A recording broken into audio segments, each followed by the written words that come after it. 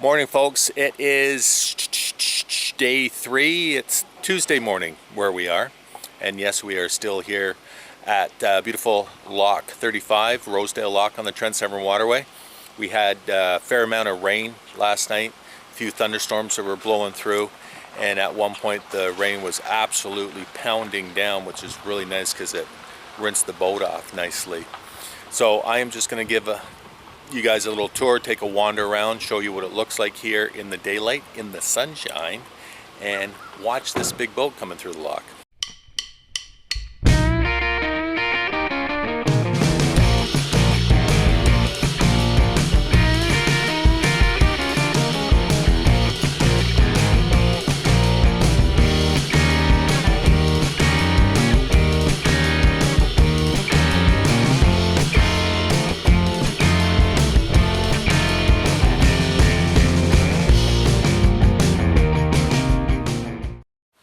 As I mentioned in yesterday's video, we are snuggled up right down at the end of this floating dock, which is ideal. We had a nice barbecue on the picnic table last night, a couple of cold beverages, and listened to the thunder rolling through, and it was really nice.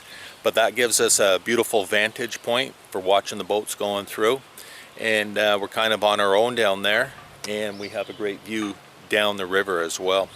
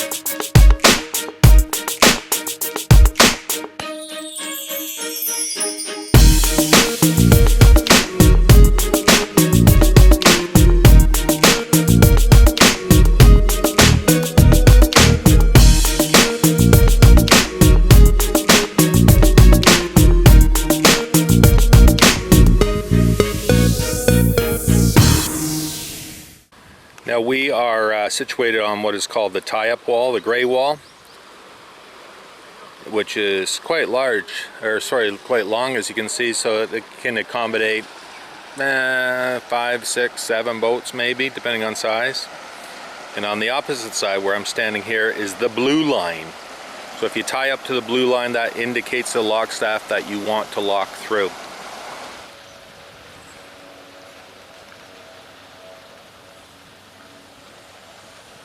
Now last time we visited this lock, which was the only time up until now, we stayed right there on that little angled wall. They snuggled us right in there, so we were off the blue line because the rest of the gray wall, the top wall, was full for the night. So we were able to get in there, and we spent actually 2 nights here, and that was a nice experience. That was on the big 400. Nice spot. Now I was able to take advantage of the shower here last night because they got brand new washrooms. They have 2 showers. One is wheelchair accessible and the other one's just a regular shower stall. It's only $3 to have a shower, which is cheap, especially if you're on the road and if you don't have a shower on board, or if you're traveling by. Some people do this trip just on vessels as small as canoes, and they'll pitch a tent. And so it's really nice to be able to take advantage of that. For only $3 you get a nice shower. The washrooms have all been revamped or added on, so everything's brand new, state-of-the-art, tip-top, very clean, super well maintained, as is this whole lock station. So yeah, it's a great place just to come, even just for a day or spend a few days, and this is why it's so popular with the locals, because this is easily accessible from a lot of the smaller lakes downstream, Cameron Lake, Sturgeon Lake, Pigeon Lake, Buckhorn. So there's a lot of cottages around, and there's a lot of smaller marinas. Not a lot, but there's a number of them. So there's a lot of boats in the area where folks can come here easily in a couple hours, 3 hours, and just spend an afternoon or a weekend, and that's what a lot of people do, and that's why it's so popular. And I think that's why Parks Canada invested the money to expand the washroom and shower facilities.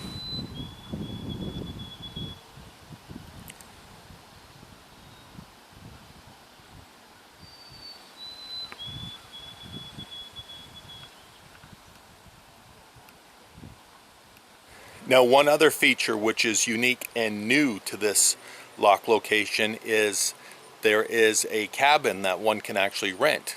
I don't know what the duration is. I'm sure there's a limitation as far as time is concerned, but it is complete with its own dock, so you can come right off the river. So if you have a smaller boat, you can tie up here, or a couple of smaller boats.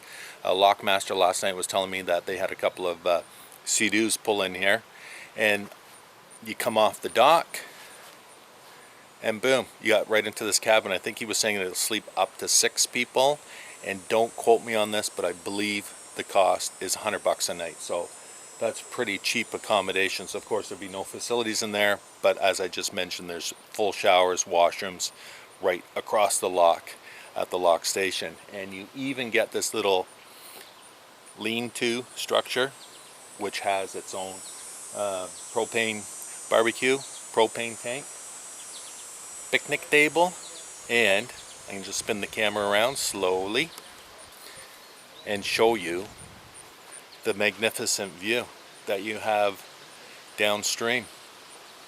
Awesome.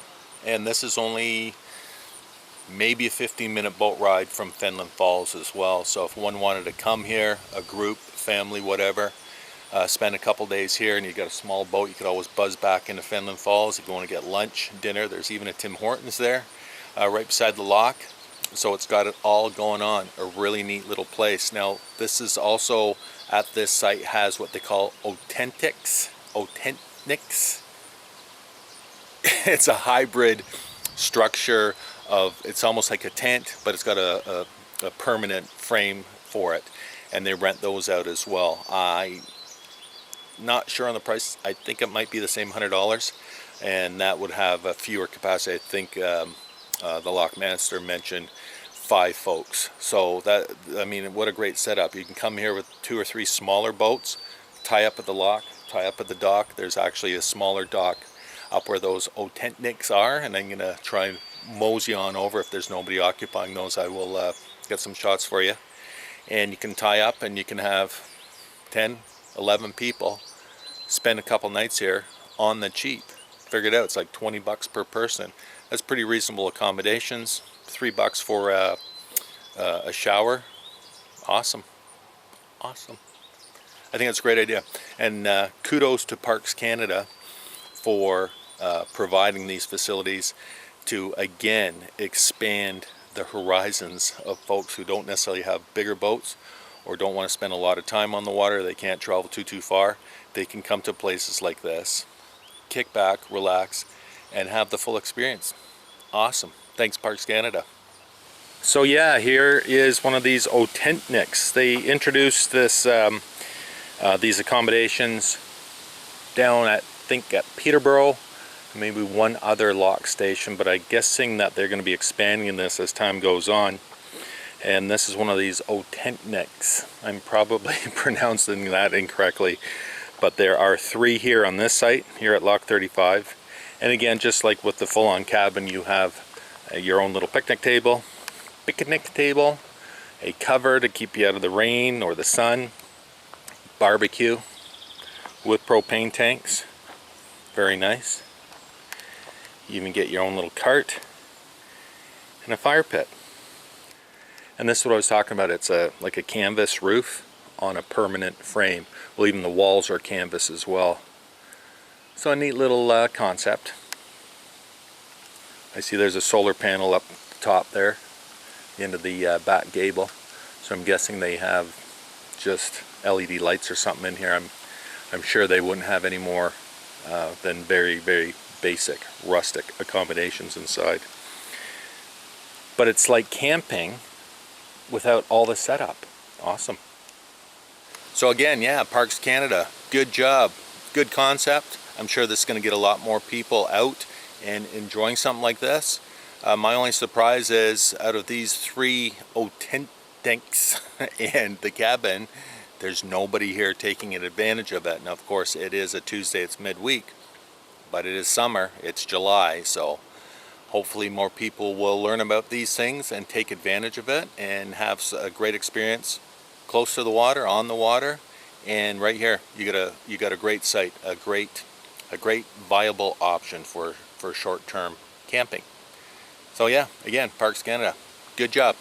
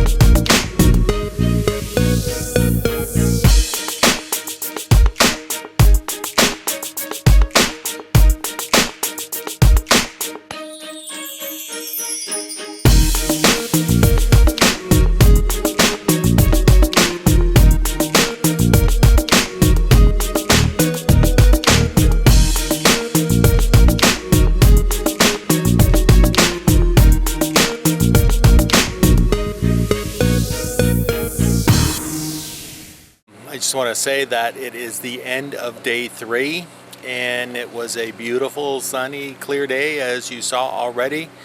Quite windy, as was predicted already a week ago on my weather app. So generator's running, not just because, but actually because I think I had mentioned that I had replaced all 4 batteries on this boat last summer already, 2 in July, 2 in August, and here where we sit in July of this year, July of 2018, there's an issue with 1 or more of the house batteries because they are interconnected with each other, and one or both is killing the other, and we are not holding a charge for more than a few hours. So I had to run the generator. I mean, when we start in the morning, when we're on a dock like this and there's no shore power, of course we start the morning with the generator running just to, you know, get the juices flowing and fire up the coffee maker, our Keurig, and the microwave to make my oatmeal, my customary oatmeal breakfast, and charge batteries for maybe an hour. Throw on the air conditioner if it's really warm, and then that's it. We're generally good to go for the rest of the day, and I'll fire up the generator again, you know, after dinner, just to warm up the hot water and such. But today, throughout the day, we lost power within a few hours, and again, just now, it's just after 8 o'clock. We had run the generator probably in around 1 or 2 o'clock around lunchtime, and we're down to 9 volts on the batteries that control the house circuits. So that means my ice cold Corona in the fridge is not ice cold anymore, and so that's a big issue for me, obviously. And simple things like even running the blower, operating, there's a center window, you can't see it in the shot, but like a little windshield vent, it's called, and it's power actuated, and even that just, and it's not powered up. So anyways, 9 volts, obviously not enough to keep things going. So tomorrow morning we are leaving this destination and we are heading that way and we are heading to Fenelon Falls, and hopefully we will get on the tie-up wall that has shore power, and whether or not, whatever, when we get there, I will call around. There's 3 marinas in the vicinity, and I will find whoever can get me 2 27 series batteries, and I will replace them with new. And what I'm going to do with those other ones, I have no idea, because I don't have really anywhere to store them on the boat. Take them back for warranty, but we'll see. Maybe I'll get the boys just to run a load test on the batteries. I've never done that myself. I don't know how to do it, but I'm sure somebody can figure that out. But in one way or other, we will get that issue sorted out very soon, and that's probably just going to result in me laying out money for 2 new batteries. which I'm okay with. Hey honey, when was the last time we ever went on any sort of summer boating holidays without something to do and repair and fix? But hey, you know what? That's boating. Always something. I budget a certain amount of money that I know I'm gonna have to spend each year on the boat. This year, of course, we went way over budget, but that's okay. And now there is the what happens when we go away on holidays, what's gonna break next scenario, which we are living out. But whatever, that's life, that's boating. So I'm gonna leave it at that. I'm gonna say goodnight from a beautiful sunset, which has now disappeared because the clouds have come over. And I will say cheers from day 3 and boogaboo and this destination, which has been awesome so far. Hard to believe we're only 3 days away, honey. I know. Because it's been beautiful and it feels like, again, that we've been away for a week. So cheers and stay tuned to see what happens with the batteries. Bye. Thanks for watching. If you haven't already, please subscribe so you don't miss any of the new videos coming out. And don't forget to follow us on Facebook, Twitter, and Instagram. Daily updates there, and always lively conversation on Facebook, so you don't want to miss it. And you can also follow us at boatsbeachesandbars.com, where you're going to find even more links to all sorts of neat things, including our online store. And you'll find all the links to everything mentioned up here, down there in the description, so you'll have no excuse not to follow along.